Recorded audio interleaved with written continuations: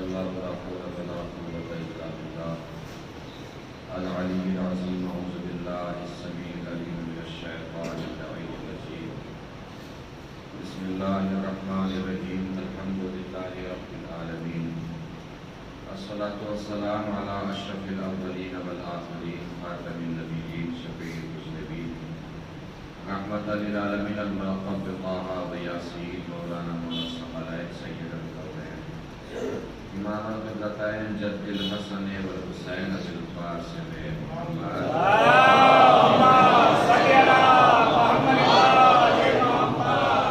وعلى آله الطیبین الطاہرین المعصومین المظلومین المنتخبین المنتجبین الغر الميامین ولعنۃ اللہ علی اعدائهم وقتلتهم وغاصب حقوقهم ومنکر فضائلهم ومصائبهم من الآن إلى قيام يوم الدين أما بعد فقد قال الله الحكيم في القرآن الكريم بسم الله الرحمن الرحيم إن الله اصطفى آدم ونوحا وآل إبراهيم وآل عمران على العالمين صلوات پڑھیں محمد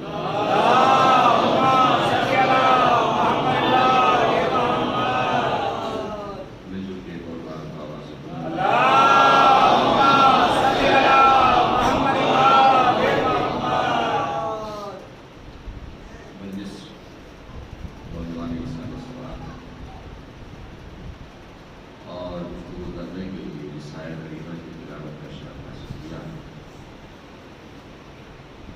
اس کا تعلق نبی کی آل کے انتخاب سے ہے۔ اس وقت ہمارا موضوع گفتگو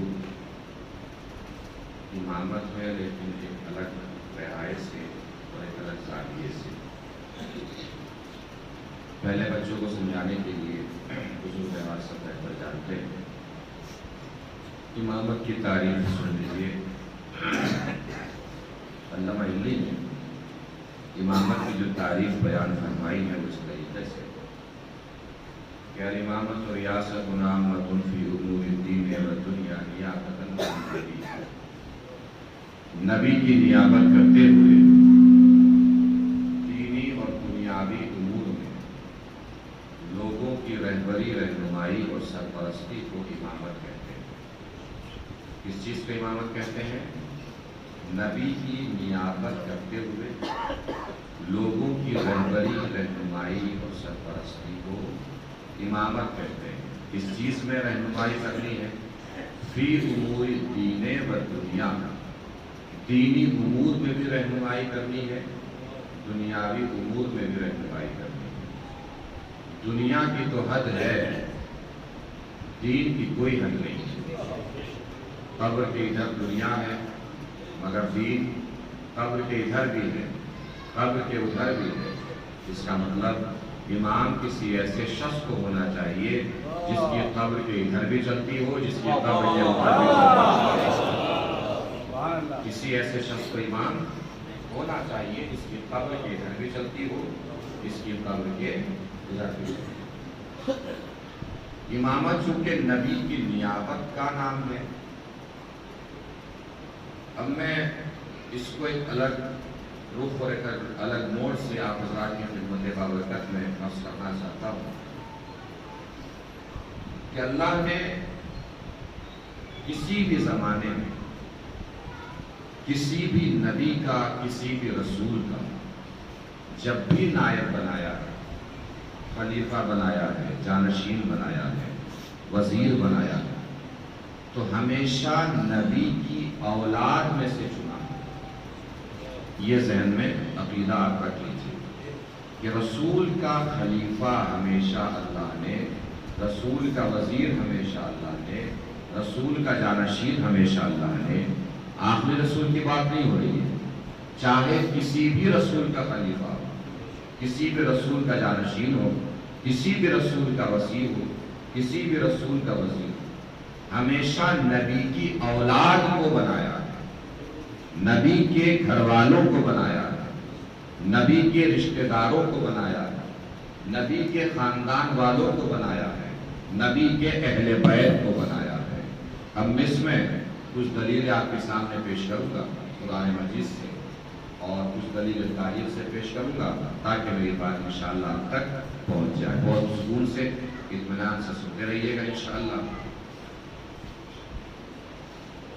بات پہنچ گئی کہ اللہ نے جب بھی کسی بھی نبی کا وصی بنایا ہے، نبی کی اولاد کو بنایا.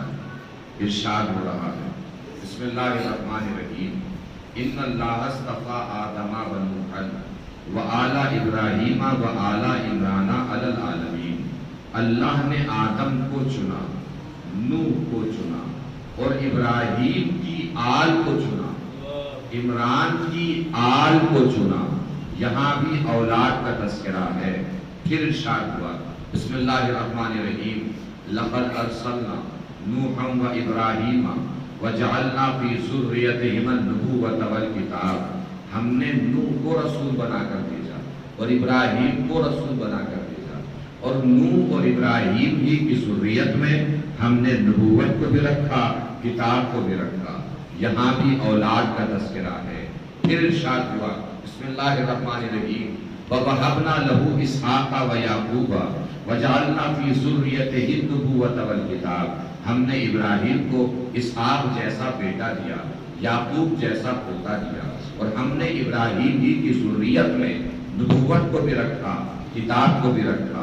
یہاں بھی اولاد کا تذکرہ ہے. پھر ارشاد ہوا بسم اللہ الرحمن الرحیم وَوَهَبْنَا لَهُ إِسْحَاقَ وَيَعْقُوبَ كُلًّا هَدَيْنَا وَنُوحًا هَدَيْنَا مِن قَبْلُ. ہم نے ابراہیم کو اسحاق جیسا بیٹا دیا، یعقوب جیسا پوتا دیا، اور ہم نے ان کو پہلے ہدایت دی. نوح کو بھی ہم نے پہلے ہی ہدایت دے دی تھی. اس کے بعد اللہ نے بہت سارے نبیوں کے نام لیے، موسیٰ، داؤد، ہارون، الیسع، یحییٰ، زکریا، عیسیٰ. ان سب نبیوں کے نام لینے کے بعد اللہ نے ارشاد فرمایا وَمِن ذُرِّيَّاتِهِمْ وَإِخْوَانِهِمْ وَاجْتَبَيْنَاهُمْ وَهَدَيْنَاهُمْ إِلَىٰ صِرَاطٍ مُسْتَقِيمٍ. اور جب ہمیں ان نبیوں کا وصی بنانا ہوا تو یا تو ہم نے نبیوں کا وصی نبیوں کے بھائیوں کو بنایا یا نبیوں کے بیٹوں کو بنایا. توجہ ہی نہیں فرمائی آپ نے. اس کا مطلب یہ ہے کہ اللہ نے قرآن میں واضح طور سے اعلان فرما دیا ہے کہ نبی کا وصی یا نبی کے بیٹے ہوں گے یا نبی کا بھائی ہوگا، یا نبی کے بیٹے ہوں گے یا نبی کا بھائی ہوگا، یا نبی کے بیٹے ہوں گے یا نبی کا بھائی ہوگا. یہ قرآن سے ثابت ہوا. اب آ جائیے تاریخ کی طرف.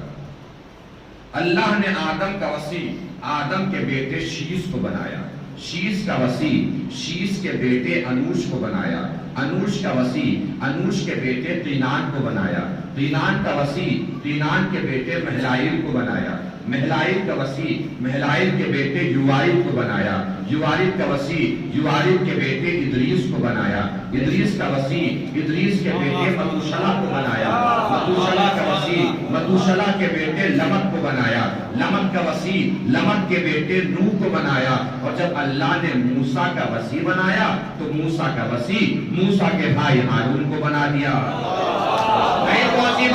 اس کا مطلب قرآن کی آیات بھی گواہ ہیں، تاریخ کے واقعات بھی گواہ ہیں کہ اللہ نے جب بھی وصی بنایا ہے یا تو نبی کے بیٹوں کو بنایا ہے یا نبی کے بھائی کو بنایا ہے یا نبی کے بیٹوں کو بنایا ہے یا نبی کے بھائی کو بنایا ہے یا نبی کے بیٹوں کو بنایا ہے یا نبی کے بھائی کو بنایا ہے. اب اگر کوئی آپ سے پوچھے آخری نبی کے بیٹے کہاں ہیں، آخری نبی کا بھائی کہاں ہے، تو اسے پلٹ کے کہہ دیجئے گا مباہلے کے میدان میں آگے دیکھ، آگے آگے بیٹے جا رہے تھے، پیچھے پیچھے بھائی چل رہا تھا. ایک صلوات پڑھیں مل جل کے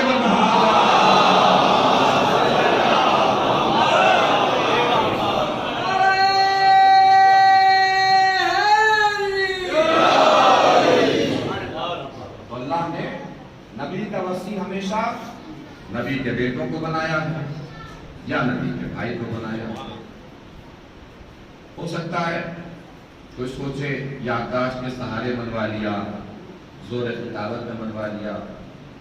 تو چلتے ہیں قرآن مجید کی طرف اور باقاعدہ قرآن مجید کے مطالعے سے یہ پتہ لگاتے ہیں غور و فکر کے ساتھ، توجہ کے ساتھ، کہ اللہ نے نبی کے بعد ہدایت کی ذمہ داری کس کو سونپی.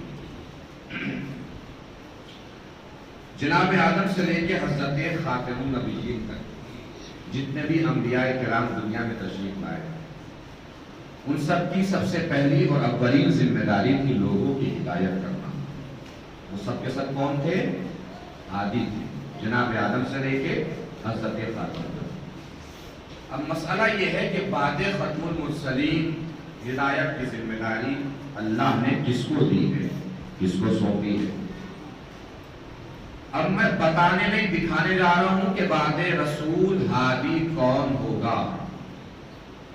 دکھ جائے تو دکھ جانا چاہیے کہ آپ کو کون دکھائی دے رہا ہے۔ ارشاد ہو رہا ہے بسم اللہ الرحمن الرحیم قل ھذہ سبیلی ادعو الی اللہ علی بصیرۃ انا ومن اتبعنی۔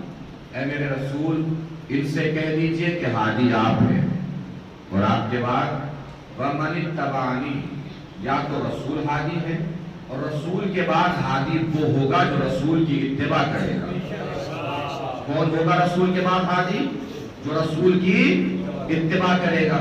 اتباع کون کرتا ہے یہ کیسے پتا چلے؟ قرآن نے پھر آواز دی وَخْفِضْ جَنَاحَكَ لِمَنِ اتَّبَعَكَ مِنَ الْمُؤْمِنِينَ۔ اے میرے رسول جو آپ کی اتباع کریں ان کے لیے اپنے کاندھے کو جھکا دیجئے۔ جو بھی رسول کی اتباع کریں گے ان کے لیے رسول اپنے کاندھے جھکا دیں گے، اور جو رسول کی اتباع کریں گے وہی بعد رسول ہادی ہوں گے۔ اب رسول کے بعد ہادی کون ہوگا یہ تلاش کرنا آسان ہو گیا کہ مشکل؟ بالکل آسان ہو گیا، اس لیے کہ ہمیں ہادی تلاش نہیں کرنا ہے، اب ہمیں ان لوگوں کو تلاش کرنا ہے جن کے لیے رسول نے اپنے کاندھے جھکائے ہیں، جن کے لیے رسول نے اپنے کاندھے جھکائے ہیں وہی بعد رسول ہادی ہوں گے۔ پوری تاریخ رسالت میں بس دو ہی جگہ پہ رسول کے کاندھے جھکے ہیں، عید کے دن حسنین کے لیے، کعبے میں علی کے لیے، یہی دو جگہ کو کاندھے جھکے ہیں، عید کے دن حسنین کے لیے۔ کیسے کاندھے جھکے؟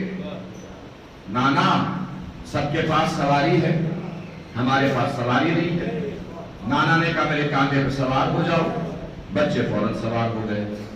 آپ نے محسوس نہیں فرمایا، آپ چلیے نماز پڑھنے کے لیے مسجد کی طرف، اور آپ اپنے بچوں کو ساتھ لے کے چلے، بچے آپ سے کہیں سب بائک پہ جا رہے ہیں، ہمارے پاس بائک بھی نہیں ہے، اس سے کہیے کہ میرے کاندھے پہ سوار ہو جائے گا۔ خلاف فطرت بات ہے، یا تو بچے کو بیٹھائیے کسی اور طریقے سے، یا بچے کو کسی اور کی بائک پہ سوار کیجیے، یا گھر سے بائک اٹھا کے لائیے، یا بہلائیے۔ اتنا آسان نہیں ہے کہ آپ بچے سے کہیں گے کاندھے پہ سوار ہو جا، بچہ فوراً کاندھے پہ سوار ہو جائے گا۔ لیکن یہاں کیا ہو رہا ہے؟ نانا سب کے پاس سواری ہے، ہمارے پاس سواری نہیں ہے۔ نانا نے کہا میرے کاندھے پہ سوار ہو جاؤ، بچے فوراً سوار ہو گئے۔ آپ نے شاید محسوس نہیں فرمایا، جو بچوں نے کہنا چاہا نانا سمجھ گیا، جو بچوں نے کہنا چاہا نانا سمجھ گیا۔ اب بچوں نے کہنا کیا چاہا، نانا کیا سمجھا، آپ بھی سمجھ جائیں تو مجھے سمجھا دیجئے گا۔ اصل میں واقعہ عید کے دن سے شروع نہیں ہوا ہے، عید کی رات سے شروع ہوا، جب جنت سے لباس آیا، بچے جنت کا لباس پہن کے چلے۔ بچوں نے نانا سے کہا نانا سب کے پاس سواری ہے، ہمارے پاس سواری نہیں ہے۔ نانا نے کہا میرے کاندھے پہ سوار ہو جاؤ۔ آپ نے شاید محسوس نہیں فرمایا بچوں نے کیا کہا، نانا کیا سمجھا۔ بچے جنت کا لباس پہن کے چلے، بچے جنت کا لباس پہن کے چلے، بچے جنت کا لباس پہن کے چلے۔ بچوں نے نانا سے یہی تو کہنا چاہا، نانا جب لباس اس شان کا ہے تو سواری بھی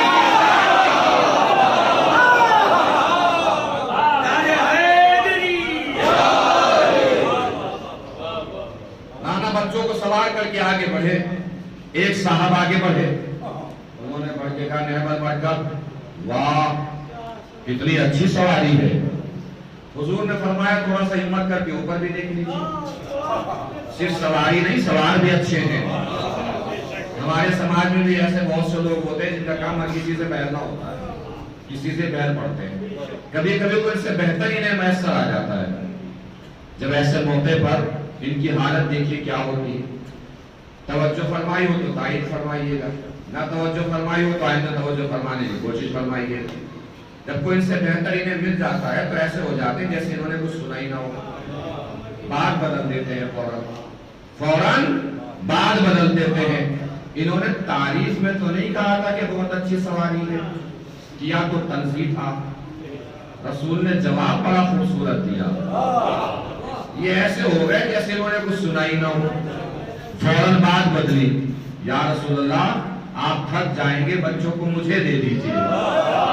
اب رسول کا جواب سنیے، جو اندر بیٹھے ہیں وہ تو بیٹھے ہی اندر ہیں، جو باہر بیٹھے ہیں وہ بھی اپنے آپ کو اندر ہی سمجھیں، جس کے دل میں بھی رسول کی جتنی عظمت جلوہ گر ہو، پوری طاقت سے اپنے لہجے کے ساتھ، اپنے ہاتھوں کے ساتھ رسول کے جواب کی عظمتوں کو سلام کرے گا۔ میری خطابت کو داد مت دیجیے گا، رسول کے جواب کو سلام کرنا ہے جس میں جتنی طاقت ہو۔ رسول کا جواب ایسا ہے جبین تاریخ پر سنہرے حرفوں میں قیامت تک تحریر رہے گا۔ جیسے ہی انہوں نے کہا یا رسول اللہ تھک جائیں گے، بچوں کو مجھے دے دیجئے، رسول نے پلٹ کے فرمایا بس آپ رہنے دیجئے، پتہ نہیں ہے پھول جس پیڑ کے ہوتے ہیں اسی پر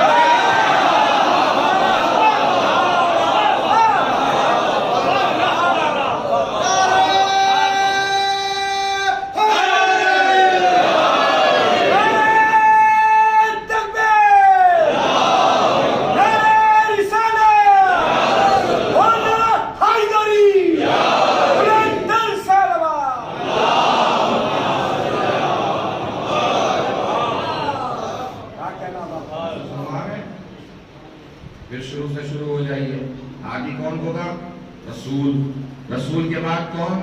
جو رسول کی اتباع کریں۔ رسول کی اتباع کون کرتے ہیں؟ جن کے لیے رسول اپنے کاندھے جھکا دے۔ رسول نے کاندھے جن کے لیے جھکائے؟ عید کے دن حسنین کے لیے، کعبے میں علی کے لیے۔ اس کا مطلب رسول نے کاندھے جھکائے ہیں اہل بیت کے لیے۔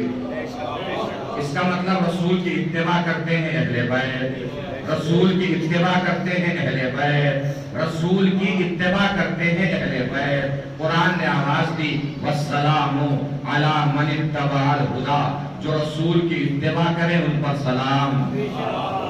نہیں توجہ فرمائی، جو رسول کی اتباع کرے ان پر سلام۔ اگر آپ کا عقیدہ قرآن کے عقیدے سے مل جائے، آپ کا نظریہ قرآن کے نظریے سے مل جائے تو پوری طاقت سے میری آواز میں آواز ملا دیجئے گا۔ رسول کی جو بھی اتباع کرے ان پر سلام۔ قرآن نے فیصلہ کیا والسلام علی من اتبع الہدی، جو رسول کی اتباع کرے ان پر سلام، جو رسول کی اتباع کرے ان پر سلام۔ اور رسول کی اتباع کرتے ہیں اہل بیت، اس کا مطلب قرآن نے فیصلہ کر دیا ہے کہ اہل بیت رضی اللہ نہیں ہے، علیہ السلام ہے، رضی اللہ نہیں ہے، علیہ السلام ہے۔ قرآن نے آواز دی جو رسول کی اتباع کرے ان پر سلام، اور رسول نے آواز دی وَمَنِ اتَّبَعَنِي فَهُوَ مِنِّي، جو میری اتباع کرے وہ مجھ سے ہے۔ کیا فرمایا حضور نے؟ جو میری اتباع کرے وہ کس سے ہے؟ مجھ سے ہے۔ جو میری اتباع کرے وہ مجھ سے ہے۔ سے تو سمجھ گئے نا، اردو ادب کے دو عظیم الفاظ ہیں، سے اور کے۔ سے اور کے بغیر کسی جملے کا مکمل ہونا ناممکن تو نہیں مگر مشکل ضرور ہوتا ہے۔ کون کون سے الفاظ؟ سے اور کے، مگر ان دونوں لفظوں میں فرق بھی بڑا پیارا ہے۔ کہ ہٹ جائے کوئی فرق نہیں پڑتا، سے ہٹ جائے فرق پڑ جاتا ہے۔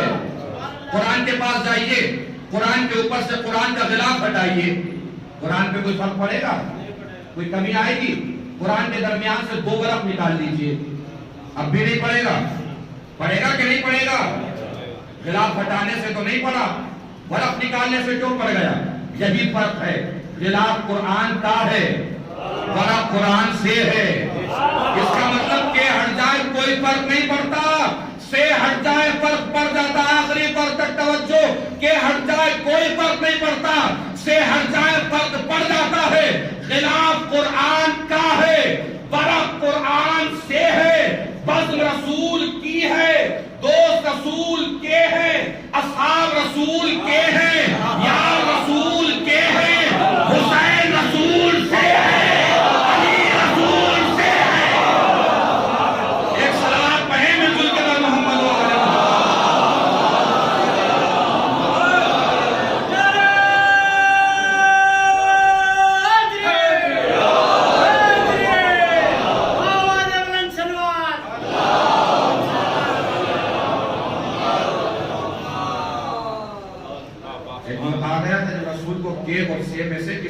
چننا تھا. سورہ نازل ہوا سورہ براءت. رسول نے ایک صاحب کو تھما دیا. وہ صاحب کچھ دور تک چلے بھی. جبرائیل امین فوراً نازل ہو گئے. یا رسول اللہ سورہ براءت لے کر یا آپ خود جائیے یا اس مرد کو بھیجیے جو آپ میں سے ہو. رسول کیا کرتے؟ رسول نے بس ایک کام کیا, سورہ براءت کے سے لے لیا, سے کو لے لیا. شرطیں تھی دو, آپ میں سے بھی ہو, مرد بھی ہو. رسول کو خیبر یاد آ گیا. لَأُوتِيَنَّ الرَّایَةَ رَجُلًا كَرَّارًا غَیْرَ فَرَّارٍ لَا يَرْجَعُ حَتَّى يَفْتَحَ اللَّهُ عَلَى يَدَيْهِ. کل میں علم اس کو دوں گا جو مرد ہوگا. کون سے دن کہا تھا رسول نے؟ 40ویں دن. کل میں علم اس کو دوں گا جو مرد ہوگا. 39 دن تک خیبر میں لوگ سمجھتے ہیں کہ جنگ ہوئی ہوگی. کوئی جنگ خیبر میں 39 دن تک ہوئی ہی نہیں. سردار جاتا تھا در خیبر کے پاس, در خیبر پہ درہ تھا, مرہم چھانپ کے دیکھ لیتا تھا. وہ جیسے جاتے تھے ویسے یو ٹرن لے کے واپس ہو جاتے تھے اور سیدھے رسول کے پاس. ہاں بھائی کچھ ہوا؟ سردار کہتا تھا لشکر بھاگا, لشکر کہتا تھا سردار بھاگا. آخر میں یہ طے قرار پاتا تھا نہ لشکر بھاگا نہ سردار بھاگا, گھوڑا ہی لے کے بھاگ گیا. 40ویں دن علی چلے. مرہم نے پھر جھانک کے دیکھا. علی نے سامنے والی چوٹی پہ علم گاڑ دیا, جس کو کہتے ہیں پتھر میں علم گاڑنا. مرہم سمجھ گیا 39 دن تک آنے والے اور تھے, 40ویں دن آنے والا اور تھے. مرہم نے گھبرا کے نجومی کو دیکھا. نجومی نے آسمان کو دیکھا. نجومی کو کیوں دیکھا؟ اس لیے کہ نجومی نے بتایا ہوا تھا یہودیت کو 2500 سال تک کسی میدان میں شکست نہیں ہوگی. مرہم یہودیت کا نشان تھا. اس کا مطلب مرہم کو کسی میدان میں ہارنا نہیں تھا کبھی بھی. نجومی نے دیکھا, کہا کہ مرہم گھبرانے کی ضرورت نہیں ہے. کیوں شکست نہیں ہوگی؟ کس وجہ سے شکست نہیں ہوگی؟ آسمان پہ ایک سیارہ ہے, اس کے چاروں طرف ایک ستارہ چکر لگا رہا ہے. اس کا ایک چکر 2500 سال میں پورا ہوتا ہے. جب تک وہ چکر پورا نہیں ہوگا یہودی کسی میدان میں ہارے گا نہیں. اس کا مطلب مرہم کسی میدان میں ہارے گا نہیں. نجومی نے کہا گھبرانے کی ضرورت نہیں ہے, کبھی کبھی چکر جلدی بھی پورا ہو جاتا ہے. جب چکر جلدی پورا ہوتا ہے تو اس کا اثر کائنات میں یہ ہوتا ہے کہ دنیا کے سارے پتھر موم بن جاتے ہیں. اس آنے والے کو خبر ہوگی کہ ستارے کا چکر پورا ہو گیا ہے. اس نے ستارے کے اشارے پر علم کو پتھر میں نہیں موم میں گاڑا ہے. ستارے کے اشارے پر علم کو پتھر میں نہیں موم میں گاڑا ہے. ستارے کے اشارے پر علم کو پتھر میں نہیں موم میں گاڑا ہے. علی کے کان میں نجومی کی یہ بات پہنچی. علی نے علم نکالا, پھر گاڑا, نکالا, پھر گاڑا, نکالا, پھر گاڑا. نجومی کی نگاہیں کبھی علی کے ہاتھ پر, کبھی ستارے پر, کبھی ہاتھ پر, کبھی ستارے پر. نجومی نے دیکھا علی علم نکالتے ہیں, ستارہ اپنی جگہ واپس آ جاتا ہے. علی علم گاڑتے ہیں, ستارہ چکر پورا کر لیتا ہے. نجومی نے گھبرا کے مرہم سے کہا اس کے مقابلے پہ نہ جانا, یہ ستارے کے اشارے پر نہیں, ستارہ اس کے اشارے پر.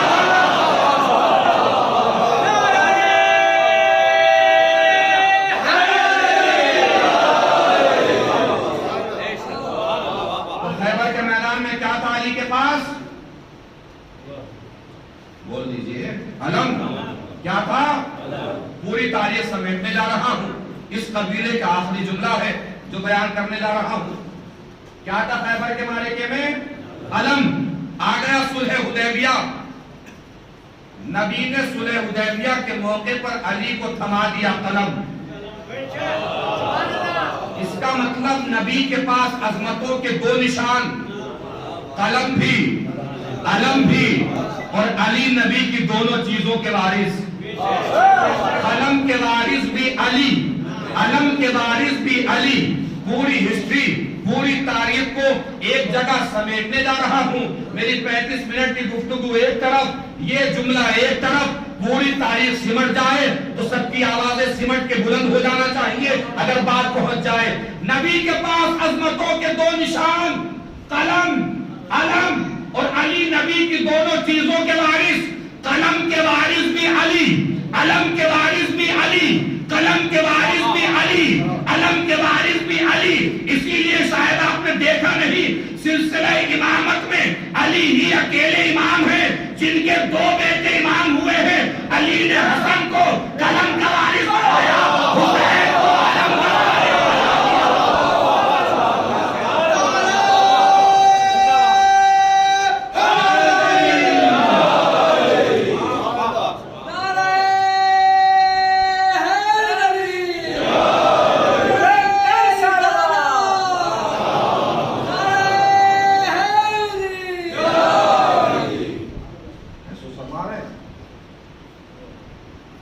علی ساری عظمت مرسلین کے وارث، امامت رسالت کی وارث۔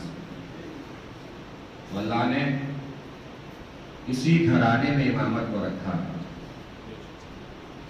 نبی کے اہل بیت میں امامت کو رکھا، اور پھر اس خاندان کو اتنا بلند کیا ہے، اتنا بلند کیا ہے، اتنا بلند کیا ہے کہ پھر ہر خاندان کی پاکیزگی کی پہچان خاندان اہل بیت سے محبت ہو گئی۔ پہچاننا کون سا خاندان کتنا بلند ہے تو یہ دیکھا جائے گا کون سا خاندان خانے خانے اہل بیت کے کتنا نزدیک، کتنا قریب۔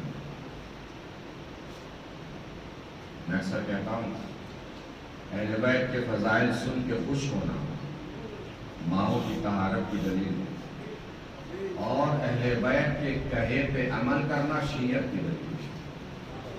اہل بیت سے محبت ہے، پیار ہے، عشق ہے۔ دیکھیں اہل بیت کے آپسی رشتے میں کتنے اقدار اور کتنا احترام اور کتنی عزتیں اور کتنا اکرام کا۔ اگر اہل بیت سے واقعی محبت ہے تو ہمیں اپنے رشتوں کا احترام بھی کرنا آتا ہے۔ مجلس تو کئی سارے ثواب کے سلسلے سے ہے، 2-4 باتیں اپنے بچوں اور جوانوں سے کر لیں۔ مجلس کو بہرحال سنتے ہی رہتے ہیں، کبھی کبھی باتیں بھی سن لینی چاہیے۔ محبت ہے اہل بیت سے تو اپنے رشتوں سے بھی محبت ہونا چاہیے، اور رشتوں سے محبت قرآن مجید میں اللہ نے اپنی عبادت کے ساتھ منسلک کیا۔ پڑھیے قرآن، بسم اللہ الرحمن الرحیم، وَقَضَىٰ رَبُّكَ أَلَّا تَعْبُدُوا إِلَّا إِيَّاهُ وَبِالْوَالِدَيْنِ إِحْسَانًا۔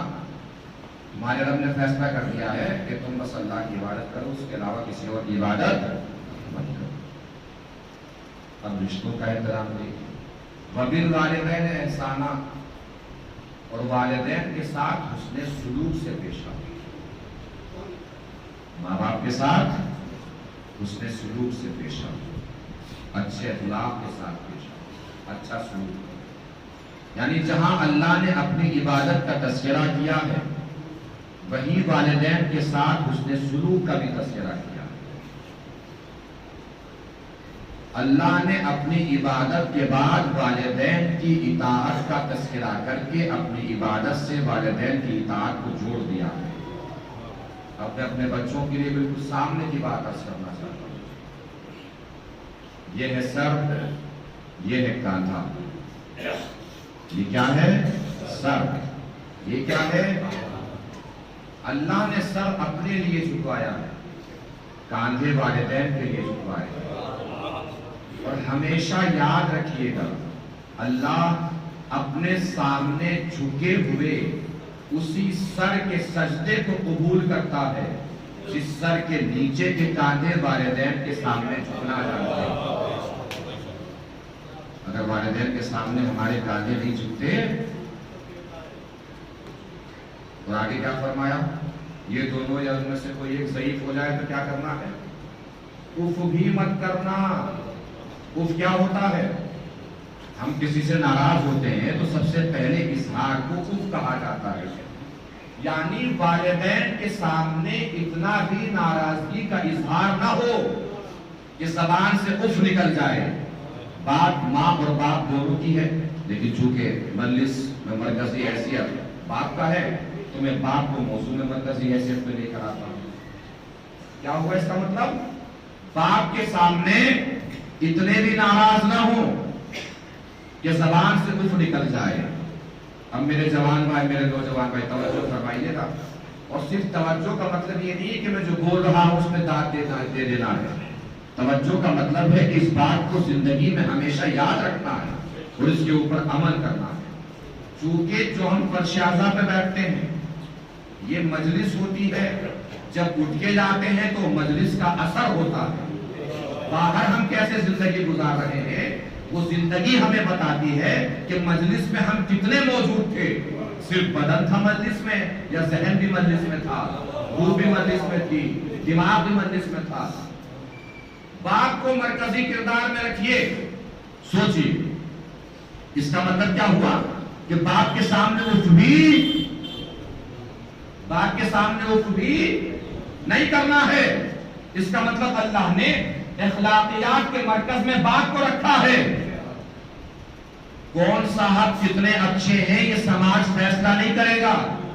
قرآن نے فیصلہ کر دیا ہے کہ ہر صاحب اچھے نہیں ہیں، وہی صاحب اچھے ہیں جو اپنے باپ کے ساتھ اچھے ہوں.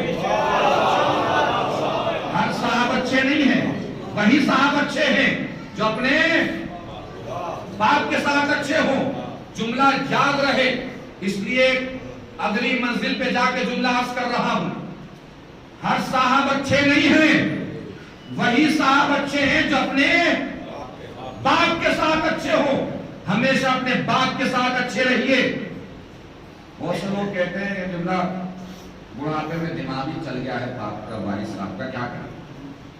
مولا علی نے فرمایا ہے کہ جب دماغ چلے اور دماغ بگڑے تمہیں تبھی تو بتانا ہے کہ وہ تمہارا باپ ہے. اسی وقت تو بتانا ہے کہ وہ تمہارا باپ ہے. اچھے مزاج کے آدمی کو تو پڑوسی بھی رکھ دیتا ہے. کسی کا مزاج اچھا ہوگا کسی کو کیا اعتراض ہے. اسی وقت تو بتانا ہے کہ یہ ہمارا باپ ہے، ہم اس کے اولاد ہیں. باپ کو اللہ نے اخلاقیات کے مرکز میں رکھا. ہمیشہ باپ کے ساتھ حسن سلوک سے پیش آؤ، کاندھے جھکائے رکھو، اس کے سامنے غرور و تکبر سے پیش نہ آؤ، متواضع رہو، منکسر رہو، آواز دھیمی رکھ کے چلو. خصوصاً اللہ نے بڑھاپے کا تذکرہ کیا ہے، ضعیفی کا تذکرہ کیا ہے، چونکہ اللہ ہی نے فطرت بنائی ہے. بڑھاپے کی فطرت کو اللہ جانتا ہے، ضعیفی کی فطرت کو اللہ جانتا ہے. اس ضعیفی میں جب پہنچے باپ تو اس کے سامنے اف بھی مت کرنا. اب ایک اگلی منزل پہ لے کے جا رہا ہوں آپ کو تاکہ جملہ یاد رہے تو جب بھی باپ کے سامنے پہنچے اس پہ عمل کرنے کی کوشش کرے ہر فرد. اس کا مطلب کیا ہوا؟ اخلاقیات کے مرکز میں اللہ نے باپ کو رکھا ہے. سماج فیصلہ نہیں کرے گا کہ کون صاحب کتنے اچھے ہیں. قرآن نے فیصلہ کر دیا ہے جو اپنے باپ کے ساتھ اچھا ہے حقیقت میں وہی اچھا ہے. کوئی صاحب یہ نہ سوچے کہ یہ صاحب کتنے اچھے ہیں، وہی صاحب اچھے ہیں جو اپنے باپ کے ساتھ اچھے ہیں. جملہ محفوظ کر لیجئے گا. کوئی سسر یہ نہ سوچے کہ میرا داماد بہت اچھا ہے. اسے یہ پتا ہونا چاہیے جو اپنے باپ کا نہیں ہو سکتا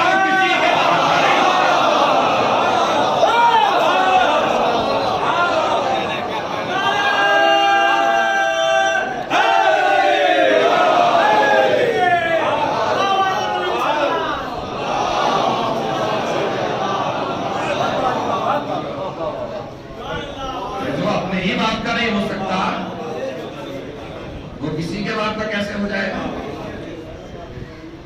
اخلاقیات کے مرکز میں باپ کو رکھا. باپ یہ جو بوڑھا ہوتا ہے نا یہ ہمیں جوان کرتا یہ ہمیں پالتا بوڑھا ہوتا. رسول کے زمانے میں ایک جوان آیا رسول کے پاس، یا رسول اللہ یہ ہر گھر کی کہانی ہے جو بیان کر رہا ہوں، یہ کہانی رسول کے زمانے سے ہی چل رہی ہے. یا رسول اللہ میرے بھائی کو سمجھا دیجیے جو بھی کماتا ہوں سب خرچ کر دیتا ہے، سب اڑا دیتے ہیں، کچھ پتہ ہی نہیں چلتا انہیں کہ کیا کرنا ہے، کہاں خرچ کرنا ہے، کہاں نہیں کرنا. رسول نے فرمایا ٹھیک ہے اپنے والد کو بلواؤ بات کریں گے اس سے. جنگل میں لکڑی کاٹ رہا تھا باپ کو پتا چلا کہ بیٹے نے رسول سے میری شکایت کی. دل پہ چوٹ لگی. عرب کا آدمی کا مسئلہ تو ایسا ہے کہ جب خوش ہوتے ہیں تب بھی شعر کہنے لگتے ہیں، جب غم میں آتے ہیں تب بھی شعر کہنے لگتے ہیں. غمگین ہوا، شعر پڑھتا رسول کے پاس چلا. جبرائیل امین تشریف لے آئے. یا رسول اللہ معاملہ بعد میں دیکھیے گا، پہلے اس کے شعر سنیے جو کہتا ہوا۔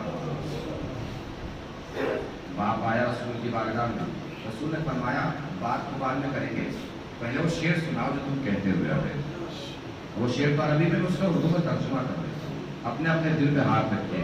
اکثر مجلسوں میں کہا جاتا ہے کہ صاحبان اولاد سوچے، صاحبان اولاد سوچے۔ میں یہ نہیں بولوں گا کہ صاحبان اولاد سوچے، میں کہوں گا ہر وہ اولاد سوچے جس کے پاس باپ کا سایہ موجود ہے، جس کے پاس ماں کا سایہ موجود ہے۔ آ رہے تھے، یا رسول اللہ مجھے پتہ لگا میرے بیٹے نے میری شکایت کر دی، دل ٹوٹ گیا، لٹھان ہو گیا۔ اب اس نے کہنا شروع کیا، اے میرے لال، میری اور تیری محبت کا آغاز تیری ولادت کے روز سے ہو گیا۔ جس دن تو پیدا ہوا تھا اسی دن سے میری اور تیری محبت کا آغاز ہو گیا۔ تیری ولادت سے پہلے میری زندگی بڑی آزاد تھی، مگر تیری ولادت کے بعد میری زندگی مجبور ہو گئی۔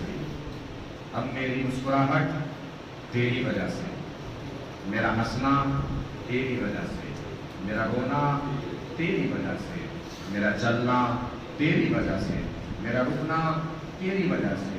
اے میرے لال، جب تو مریض پڑتا تھا، بیمار ہوتا تھا، تو میں رات رات کو جا کے حکیموں کے دروازے کے چکر لگایا کرتا تھا۔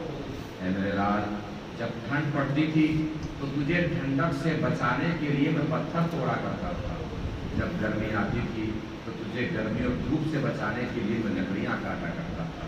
اے میرے لال، پھر ایسا ہوا کہ تو جوان ہونے لگا، میں بوڑھا ہونے لگا، تو مضبوط ہونے لگا، میں کمزور ہونے لگا، تیری کمر سیدھی ہونے لگی، میری کمر جھکنے لگی، لیکن میرے لال مجھ پہ کوئی اثر نہیں ہوا۔ میں نے سوچا کیا ہوا جو میری کمر جھک رہی ہے؟ اب میں اپنے سارے بوجھ اپنے لال کی کمر کے ذریعے اٹھاؤں گا۔ کیا ہوا جو میرے ہاتھ کمزور ہونے لگے ہیں؟ میں اپنے سارے کام اپنے بیٹے کے ہاتھوں کے ذریعے کروں گا۔ کیا ہوا جو میرے پیر میں نقاہت آنے لگی ہے؟ اب میں سارے اپنے کام اپنے بیٹے کے پیروں کے ذریعے کروں گا۔ میرے لال، میں نے سوچا تھا جب بوڑھا ہو جاؤں گا تو تیرے قد کے چھائے میں بیٹھ کر، چھاؤں میں بیٹھ کر آرام سے زندگی گزاروں گا، لیکن میرے لال میری قسمت اور میرا مقدر ایسا نہیں تھا۔ میرے لال، تو جوان ہوا تو بالکل بدل گیا، تیرے تیور ہی بدل گئے۔ اب تو مجھے اس طریقے سے جھڑکیاں دیتا ہے جس طریقے سے کوئی بادشاہ اپنے غلام کو جھڑکیاں دیتا ہے۔ اے میرے لال، یہ جو کھیت میں اور جنگل میں لکڑیاں کاٹنے جاتا ہوں، مجھے ان لکڑیوں کی ضرورت نہیں ہے، میں تو صرف تیری جھڑکیوں سے بچنے کے لیے کام میں نکلتا ہوں، گھر سے چلا۔ لوگوں نے دیکھا کہ رسول کی آنکھوں سے آنسو بہ رہے تھے اور ساری داڑھی رسول کی آنسوؤں میں تک تھی۔ باپ کی آواز بند ہوئی تو رسول کی آواز بلند ہوئی، تو رسول نے عالم غیظ و حزم میں اس زبان سے کہا، غصے میں، کہ تو بھی اور تیرے پاس جو کچھ بھی ہے سب تیرے باپ کی وجہ سے۔ اگر تیرا باپ تیرا ساتھ نہ ہوتا، اس کی دعائیں تیرے ساتھ نہ ہوتی تو کچھ بھی تیرے پاس نہ ہوتا۔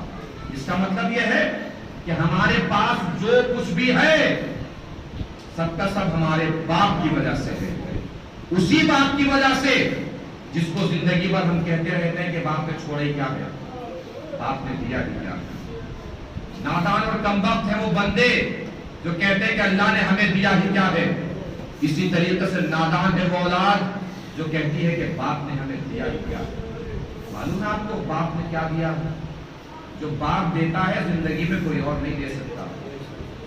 کیا دیتا ہے باپ؟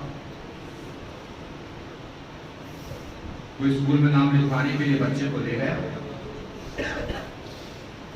لکھ دیجئے نام لکھا گیا، برابر میں خانہ ہوتا ہے صنوف کا، ولدیت، باپ کا نام کیا ہے؟ اب سوچئے ایمانداری سے دل پہ ہاتھ رکھے، یہاں بیٹھا ہر شخص، ہر بچہ، ہر جوان، ساتھ لے جانے والا بس ایک جملہ کہہ دے کہ کچھ بھی لکھ دیجئے، صرف اتنا کہہ دے کچھ بھی لکھ دیجئے باپ کے کھانے میں، تو یاد رکھیے زندگی میں کچھ بھی بن جائیں گے، عزت دار نہیں بن سکتے۔ کچھ بھی بن جائیے گا، پھر بڑے ہوئے کالج اور یونیورسٹی میں نکلے، وہاں بھی باپ کا کھانا ساتھ نہیں چھوڑ سکتے، وہاں بھی باپ کا کھانا ہوتا ہے، صنوف، ولدیت کیا ہے، کوئی کہہ دے وہاں بھی लिख दीजिए कुछ भी, कर दीजिए यूनिवर्सिटी टॉप, इज्जत के मदरसे में नीलाम हो जाएंगे, चाहे यूनिवर्सिटी टॉप का डालिए। अब वो इतना बड़ा हो गया कि सेहरा सजाकर सर पे दूल्हा बनकर किसी के दरवाजे पे बारात लेकर पहुंचा। मौलाना साहब आ गए निकाह पढ़ने के लिए, वहां भी वर्दियत का खाना पीछा नहीं छोड़ता। नाम क्या है? कहिए बाप का नाम। अब इस भरे समाज में ना आपकी दौलत आपको बचा सकती है, ना आपकी जमीन जायदाद आपको बचा सकती है, ना आपकी दुकानें और शॉप्स आपको बचा सकते हैं, ना आपका बिजनेस तिजारत पैसा आपको बचा सकता है। वही बूढ़ा और गरीब बाप आपकी इज्जत को बचा सकता है, जिसे पूरी जिंदगी कहते रहे कि बाप ने मुझे दिया ही क्या है। वो बाप सीना तान की इज्जत से खड़े होके कहेगा लिखिए मौलाना मेरा बेटा है। जैसे समाज में कोई बाप मिल जाता है ना बेटा कहने वाला, सारा समाज उसको इज्जत की निगाहों से देखता है। बाप कुछ दे न दे, औलाद को अपनी बल्दियां देता है। अब मैं अपने बुजुर्गों से माजरत के साथ बड़े एहतराम के साथ गुजारिश करता हूँ, वालिदैन के साथ हुस्न सुलूक भी तरबियती मसला है। तरबियती मसला मतलब जैसा आज आप अपनी औलाद को करके दिखाएंगे, बड़े होके आपकी औलाद आपके साथ ऐसा ही करने वाली है। जो करेंगे वो सामने आएगा। अगर चाहते हैं कि बुढ़ापे में औलाद हुस्न सुलूक के साथ पेश आए, तो अपने वालिदैन के बुढ़ापे में उनके साथ आपको हुस्न सुलूक करके अपने बच्चों को दिखाना है कि जब मैं बूढ़ा हो जाऊं तो मेरे साथ तुम्हें ऐसा ही करना है जो मैं अपने वालिदैन के साथ कर रहा हूं। अपने वालिदैन के साथ हुस्न सुलूक से पेश आइए, वरना अगली नस्ल जो आपके बाद आने वाली है वो आपसे ज्यादा पस्त और हकीर आने वाली है। उनको इज्जत और तरबियत कह के बताने का नाम नहीं है, करके दिखाने का नाम तरबियत है। 10 दिन आप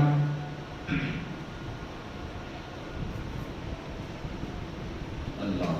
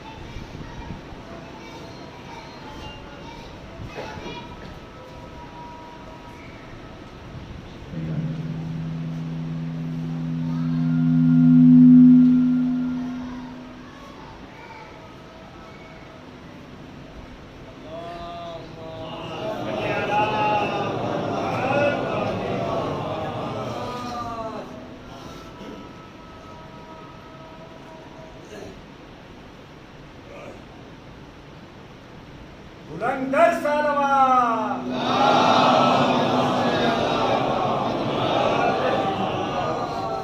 तरबियत कह के बताने का नाम नहीं है, करके दिखाने का नाम। 10 दिन तक आप किसी को बताते रहिए बेटा सच बोलो, बेटा सच बोलो, बेटा सच बोलो। 11वें दिन कोई आपके दरवाजे पे आए, कुंजी खटखटाए, उसी बेटे से कहिए बेटा जाके कह दो अब्बा घर पे नहीं है। 10 दिन कह के कुछ और बताते रहे, जब अमल की बारी आई तो करके कुछ और दिखाया। 10 दिन का असर ज्यादा होगा, 11वें दिन का असर ज्यादा होगा, 11वें दिन का असर ज्यादा होगा। इसका मतलब तरबियत को अगर एक जुमले में समझना हो तो इस तरीके से समझिए कि अपने बच्चों को बड़े होकर जैसा बना हुआ देखना चाहते हैं, उनके सामने वैसे ही बन के रहने को तरबियत कहते हैं। उनके सामने वैसे बन के, इसलिए कि इंसानी जिंदगी में तरबियत का बहुत बड़ा असर होता है। और सिर्फ तरबियत ही नहीं, ग़िज़ा का असर भी होता है। तुम खाते पीते हैं उसका असर भी होता है, तरबियत का असर भी होता है, ग़िज़ा का असर भी होता है, बाप के खून का असर भी होता है औलाद में। वाकया बड़ा मशहूर है, आप लोगों का सबका सुना हुआ होगा, मुझसे भी सुन लीजिए क्योंकि मौसम में ताहिर हमारे मजमून में। एक दानिश्वर था, बादशाह के पास आया कि बादशाह सलामत, कुछ काम है नहीं मेरे पास, दरबार में रख लीजिए। बादशाह ने कहा कि भाई दरबार में तो कुछ काम है नहीं, तुम ऐसा करो मेरा अस्तबल संभाल लो। क्या संभाल लो? घोड़ों की देखभाल करो, अस्तबल संभाल। दानिश्वर था, बहुत अच्छे तरीके से उसने निजाम संभाल लिया। बादशाह गुजरा एक दिन, तो बादशाह ने देखा कि यार बहुत अच्छे तरीके से निजाम संभाला हुआ है। बादशाह ने कहा यार तुम तो बहुत आला किस्म के इंसान हो, मैं इम्तिहान ले लेता हूँ, तुम जवाब दे देना, तुम्हारा भी काम हो जाएगा, मेरा भी काम हो जाएगा। कहीं बताइए सरकार। कहीं तो मैं घोड़ा है, इससे मैं बहुत मोहब्बत करता हूँ इस घोड़े से, ये बताओ ये घोड़ा नस्ली है या नस्ली नहीं है? दानिश्वर ने कहा बादशाह सलामत, घोड़ा तो नस्ली है मगर इसमें ऐब पाया जाता है। तो कैसा ऐब पाया जाता है? कि सरकार नस्ली घोड़ा जो होता है वो हमेशा आसमान की तरफ मुंह करके घास चबाता है, इससे मैंने देखा है हमेशा जमीन की तरफ मुंह करके घास चबाता है। घोड़ा तो नस्ली है मगर इसमें ऐब भी है। बादशाह परेशान हुआ, बादशाह ने बुलवा दिया उसे, जिससे घोड़ा खरीदा होगा कि हाँ भाई कोई ऐसी बात जो बताने से चूक गए हो आप? तो सरकार जब ये पैदा हुआ था तो इसकी माँ इस दुनिया से रुखसत हो गई थी, हमने इसे गाय का दूध पिलाया है। गाय का दूध पीने के सबब इसमें ये ऐब पैदा हो गया है कि अब ये जमीन की तरफ मुंह रख के घास चबाता है, आसमान की तरफ मुंह करके घास नहीं चबाता। नहीं तवज्जो फरमाई? घोड़ा नस्ली था मगर ग़िज़ा बदली तो ऐब पैदा हो गया। इसका मतलब आप चाहे जितने भी अच्छे कबीले के हों, कितने भी अच्छे खानदान के हो, कितने भी अच्छे घराने के हो, अगर पेट में ग़िज़ा हराम जाएगी तो ऐब पैदा हो ही जाएगा। ग़िज़ा बदलने से ऐब पैदा हो जाता है। बादशाह खुश हुआ, बादशाह ने खुश होके दानिश्वर के घर गोश्त भिजवा दिया। क्या भिजवाया? दानिश्वर से कहा तुम यहाँ के आदमी नहीं हो, ऐसा करो दरबार में आ जाओ, तुम दरबार की जिम्मेदारियां संभालो। एक दिन कहता बादशाह ने पूछ दिया दानिश्वर तुमने घोड़े के बारे में बिल्कुल ठीक बताया, आज ये बताओ ये जो मेरी महारानी है ये भी खानदानी है कि नहीं है? दानिश्वर ने कहा सरकार बात ऐसी है कि आप है राजा, ये है आपकी ज़ौजा, तो है तो ये महारानी, मगर सरकार माफ कीजिएगा खानदानी नहीं है। तो तुम्हें कैसे पता चला? तो मैंने इन्हें जब भी देखा है नौकरों से लड़ते हुए देखा। महसूस फरमा रहे हैं? अल्लाह अगर किसी को बड़ा बनाता है समाज में तो इसलिए बड़ा नहीं बनाता कि छोटों को अपने होश में रखें। आप बड़े हैं इसलिए कि अल्लाह ने आपको जिम्मेदार बनाया है। वैसे भी हर बड़े को समाज के छोटे आदमी का एहतराम करना चाहिए। इस वजह से लकीर खींच दीजिए, आप बहुत बड़ी लकीर और लंबी लकीर, बड़ी है कि छोटी है? कैसे बड़ी है? सिंगल लकीर का कोई कभी नहीं होता, न बड़ी है न छोटी है। जब उसके बराबर में छोटी लकीर आएगी तब वो छोटी लकीर उसे बड़ा बनाएगी। नहीं तो जो फरमाई समाज में आप चाहे जिस एतबार से भी बड़े हो, मनसब में बड़े हो, चाहो हशर में बड़े हो, इल्म में बड़े हो, उम्र में बड़े हो, खानदान में बड़े हो, नस्लो खून में बड़े हो, किसी भी एतबार से बड़े हो, अपने छोटों का एहतराम किया कीजिए। इसलिए कि अगर ये छोटे न होते तो आपको कुछ बड़ा समझ में की वजह से कुछ बड़ा बड़ा बनता। बादशाह ने अपने ससुर साहब को बुलवा लिया कि भाई बताइए। ससुर साहब ने कहा कि ये बात ऐसी है कि आपका रिश्ता हमारी बेटी से बचपन में हो गया था, लेकिन हमारी बेटी 6 साल की उम्र से आ गई, हमने पड़ोस से लेके एक बच्चे को पाल लिया, वही आपकी महारानी। इंसान की जिंदगी में तरबियत का असर भी होता है। बादशाह ने खुश होकर दानिश्वर के घर भेड़ भिजवा दी। पहले क्या भिजवाया था, इस बार क्या भिजवाया? ٹہلتے ٹہلتے پوچھ بیٹھا کہ یار تم نے مہارانی کے بارے میں ٹھیک بتایا, گھوڑے کے بارے میں ٹھیک بتایا, آج یہ بتاؤ میں بھی خاندانی بادشاہ ہوں کہ نہیں؟ اس نے سامان لپیٹا, چل دیا. کہاں؟ سرکار بس ہمارا رزق آپ کے ہاں آج تک ہی لکھا ہوا, ہم تو چل بسے. بادشاہ نے کہا بھائی جو بھی کچھ کہو گے ہم برداشت کریں گے, ہم امان نامہ لکھے دیتے ہیں. امان نامہ انہوں نے دیا, سامان زمین پہ رکھا کہ سرکار جب امان نامہ آپ نے دے ہی دیا ہے تو آپ کو ایک بات بتائیں. کیا بتاؤ؟ کہ سرکار تم نے کوئی خاندانی بادشاہ نہیں, کسی گڈریے کے اولاد ہو. تجھے کیسے پتا چلا کہ گڈریے کے اولاد کا وہ جب حضور آپ کے دنیا سے رخصت ہونے والے ہیں, پہلے ان سے جا کے پتا کر لیجیے. اگر وہ چلے گئے تو نہ آپ کو چین سے جی پائیں گے, نہ مجھے چین سے جینے دیں گے. یہ کہ حضور اب تو آپ جا ہی رہے ہیں تو کوئی ایسی بات بتا جائیں جو آپ بھی چین سے جا سکے, ہم بھی چین سے جی سکیں. کہ بیٹے ہم تو صاحب اولاد تھے ہی نہیں, ہمارے دربار میں گڈری آیا کرتا تھا, اسی کے بیٹے کو لے کے ہم نے پال لیا. بھائی تم کو یہ ہانپتا کانپتا پریشان مضطرب بے چین بے قرار پسینے میں شرابور زبان تالو سے جا چپکی دانشور کے سامنے آ کے کھڑا ہوا کہ بھائی وہ تو میں گڈریے کی اولاد ہوں, مگر تجھے کیسے پتا چلا کہ میں گڈریے کی اولاد ہوں؟ اس نے تعلیم بھی جواب دیا, تیرے دینے کے طریقے سے پتا چلا. جب بھی میں نے کوئی انعام کا کام کیا, کبھی گوشت بھجوا رہا ہے, کبھی بھیڑ بھجوا رہا ہے. خاندانی بادشاہ ہوتا ہیرے بھجواتا, چاندی بھجواتا. بات کا مسئلہ نہیں ہے, بات تو اس کے آگے کی ہے جو کرنے جا رہا ہوں. اس کا مطلب یہ ہے انسان کی عطا کا طریقہ بھی بتاتا ہے کہ تعلق چھوٹے لوگوں سے ہے کہ بڑے لوگوں سے. انسان کی عطا کا طریقہ بھی بتاتا ہے کہ تعلق چھوٹے لوگوں سے ہے کہ بڑے لوگوں سے. بعض انسان کسی کو 2 روٹیاں دے کر بھی سوچتا ہے کہ سارے علاقے کو پتا چل جائے اس کے گھر کا چولہا میری وجہ سے جل رہا ہے. اگر 2 روٹیاں بھی کسی کو کھلا کے سوچتے ہو کہ سب کو پتا چل جائے تو یہ سوچ خود بتا رہی ہے کہ ابھی چھوٹے لوگوں سے تعلق ہے, بڑے لوگوں سے تعلق نہیں ہوا ہے. اس لیے کہ اگر بڑے لوگوں سے تعلق ہوتا تو دنیا انسانیت میں علی سے بڑا کوئی نہیں. علی رات کے سناٹے میں روٹیاں بانٹا کرتے تھے. تو میں نے پوچھا مولا رات کے سناٹے میں کیوں؟ کہ اگر دن کے اجالے میں بانٹوں گا تو یہ مجھے پہچان لیں گے, پہچان لیں گے تو جب بھی میرے سامنے آئیں گے شرمندگی کی وجہ سے ان کی نگاہیں میرے سامنے جھک جائیں گی. اور میں علی نہیں چاہتا کہ ان کی جھکی ہوئی نگاہوں کے سبب مجھ علی کے اندر غرور پیدا ہو جائے. یہ علی کی زندگی, محبت ہے علی سے تو زندگی کو بھی ایسا بنائیے جیسا اہل بیت چاہتے. کہاں سے بات شروع ہوئی تھی؟ رشتوں کا احترام. کربلا دیکھ لیجیے, کربلا سنتے ہیں نا, کون سا رشتہ تھا جو کربلا میں نہیں تھا؟ بہن بھائی کا رشتہ, باپ بیٹے کا رشتہ, باپ بیٹی کا رشتہ, چچا بھتیجی کا رشتہ, چچا بھتیجے کا رشتہ, ماموں بھانجے کا رشتہ, بھائی بہن کا رشتہ, بہن بہن کا رشتہ, بھائی بھائی کا رشتہ. سارے رشتے کربلا میں تھے. ایک رشتہ بچا تھا, دوست کا رشتہ. حسین نے اسے بھی خط بھیج کے بلوا لیا اور رشتوں کا ایسا گلدستہ اسلام کی حفاظت کے لیے تیار کیا کہ پھر یزید کے کانٹے آج تک اس بلاڑ نہیں پائے. کتنا احترام تھا رشتوں کا اہل بیت نے گھرانے میں.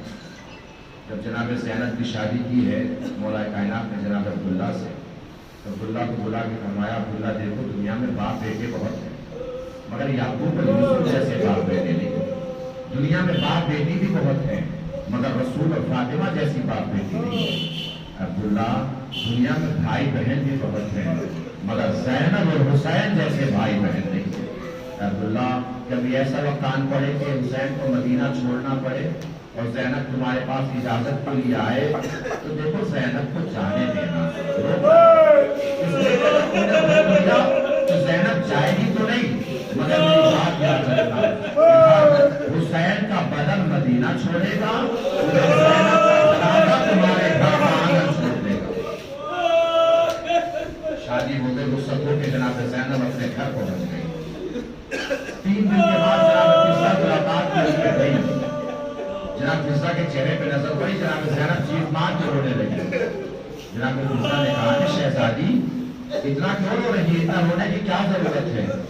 دل پہ ہاتھ رکھ کے سنے کہ جناب زینب کا جواب. जैसे जनाब फिजा ने कहा कि 3 दिन हो गए हैं, रोना ही है, इतना रोने की क्या जरूरत है? शहजादी ने फरमाया अम्मा फिजा कैसे ना रोऊं, 3 दिन हो गए मैंने अपने भैया हुसैन का चेहरा नहीं देखा। सोचिए कि ज़ैनब तो हुसैन की 3 दिन की जुदाई बर्दाश्त न की, वो हुसैन जब तेरे खैमा पे आकर करबला में पुकारे होंगे, अच्छा मेरी माँ जाए खुदा हाफिज, ज़ैनब का दिल फट नहीं गया होगा। ज़ैनब ने जल्दी से हुसैन को खेमे के अंदर लिया, बहन को गले लगाया, गले को चूमा, कोई बहन गले को चूम के रो रही है, कोई हाथों का बोसा लेके रो रही है। बहन भाई का एहतराम देख लिया मोहब्बत का। इस मंजर में जो मंजर नजर आ रहा है खेमे में बहन भाई की मोहब्बत का, इस मंजर में कहीं सकीना नहीं है, इसलिए कि सकीना को पता है कि तस्वीर में बहन भाई की मोहब्बत है। 4 साल की बच्ची को कौन देखेगा?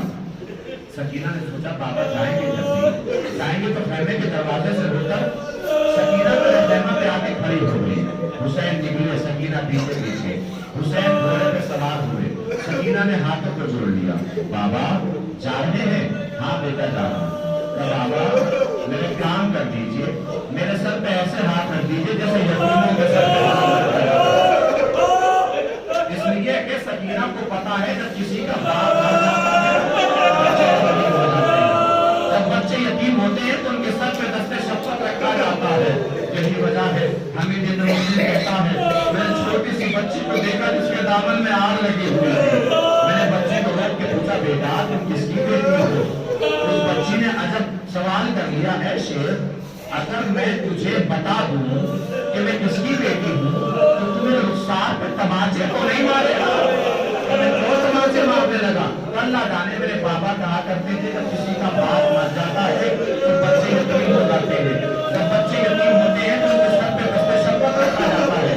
अल्लाह जाने मैं कैसी यतीम हूँ, जब से मेरा बाबा मरा जो मुझे मिला है मैं रुखसार पे तमाचे मार के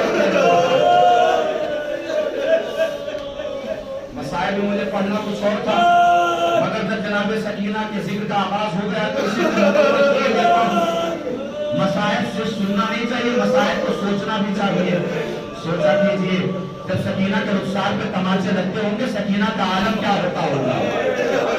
हमने अपने घरों में भी 4 साल के बच्चे देखे हैं ना, ईमानदारी से सोचिए दिल पे हाथ रखकर, भरपूर ताकतवर जवान 4 साल के बच्चे के रुखसार पे तमाचा मारे, बच्चा जमीन पे खड़ा रह सकता है? गिर नहीं जाएगा? शिमर बल्लू जब तमाचा मारता था सकीना जमीन पे गिर जाती थी, फिर उठाने के लिए शिमर ताजियाने मारा करता था। इमाम सज्जाद फरमाते हैं शाम का बाजार था, सकीना गिरी तो उठ न सकी, शिमर बल्लू मेरे पास आया, मेरे बदन पे ताजियाने मारने लगा। जब सकीना ने देखा जवान भाई के बदन पे ताजियाने मेरी वजह से चल रहे हैं, सकीना ने जल्दी से अपने आप को उठाया, दौड़ी और अपने आप को मेरे ऊपर गिरा दिया। तब मौला शिमर ने ताजियाने रोक लिए होंगे, क्या रोक लेता तो सितम क्या था, जैसे मुझे मार रहा था वैसे ही सकीना को मारने लगा। आखिरी जुमला है, अरबी में जुमला पढ़ूंगा, जितना मुझसे तर्जुमा हो सकेगा उतना मैं तर्जुमा कर दूंगा, जितना आप महसूस फरमा ले उतना रो लीजिएगा। इमाम सज्जाद फरमाते हैं सकीना दौड़ी, शिमर ताजियाने मारने लगा। बस यही वो मौका था जब सकीना ने मुझे मदद के लिए पुकारा, मगर मैं अपनी बहन को कोई मदद नहीं कर सकता। मैं अक्सर कहता हूँ मेरे जवान भाई, मेरे नौजवान भाई को मुझे देख कर मसाइल में रोया जरूर कीजिए, जैसे सुन ले मसाइल में रोया जरूर कीजिए, इसलिए नहीं कि जाकर मसाइल पड़ रहा नहीं, बल्कि इसलिए कि आपकी आवाजें शहजादी फातिमा को सुकून बहुत देती है। और अगर रोना ना आया करेगा तो अल्लाह की बारगाह में दुआ किया कीजिए, परवरदिगार मुझे शहजादी फातिमा का वास्ता है, मेरी आंखों को आंसू इनायत फरमा। जवानों फिर भी रोना ना आया करेगा तो आप में से जो अक्सर मुझे देख रहे हैं वो जवान है, आप जवान हैं तो आपकी छोटी छोटी बहनें भी होंगी, दिल पे हाथ रख के सोचा जरूर कीजिए जब रोना ना आया करे कि अगर कोई आपकी छोटी सी बहन को चौराहे पे रोके, जुल्फों को पकड़े, रुखसार पे तमाचे मारना शुरू करे, आप में से कितने भाई होंगे जिन्हें बर्दाश्त हो जाए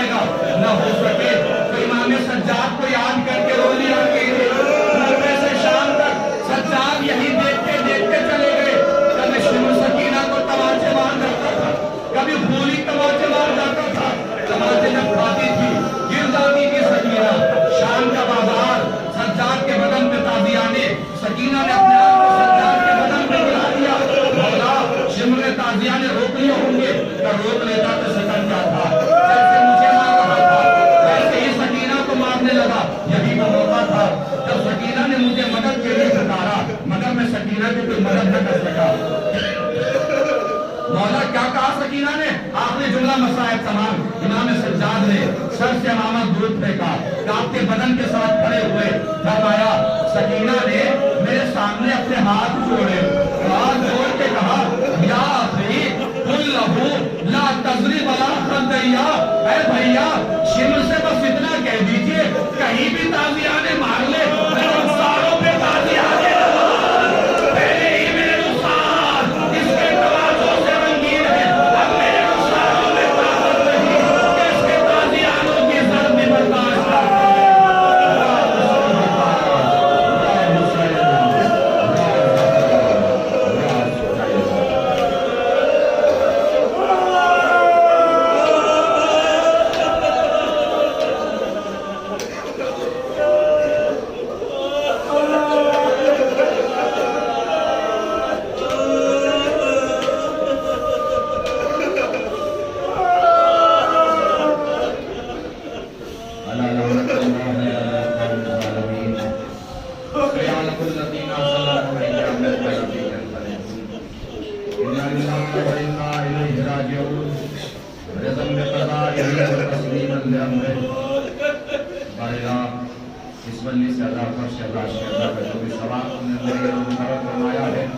उससे मरहूम की रूह को शाद आबाद फरमा, मरहूम को जवाने मासूमीन में जगह इनायत फरमा, मरहूम के दराजात को बुलंद फरमा, मरहूम के सुनाने में मेरा गुनाह सगीरा को माफ फरमा।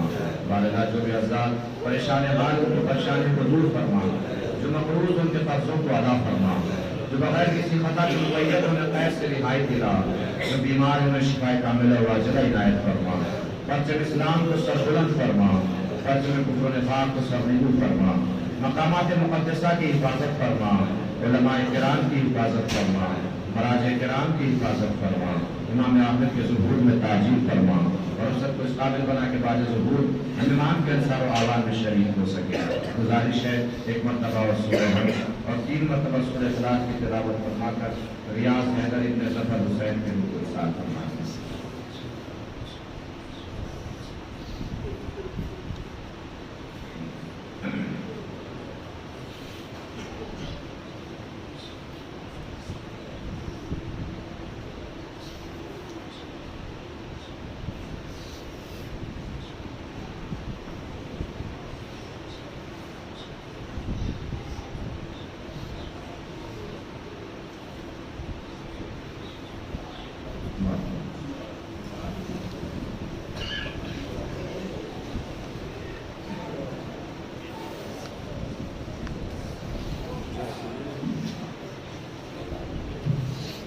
तमाम वाइस गुजारिश है कि मरहूम के मकाम पर तशरीफ लाएं, माता उनके मकाम पर आए, सभी हज़रात मसीह के मरहूम के मकाम पर तशरीफ लाएं।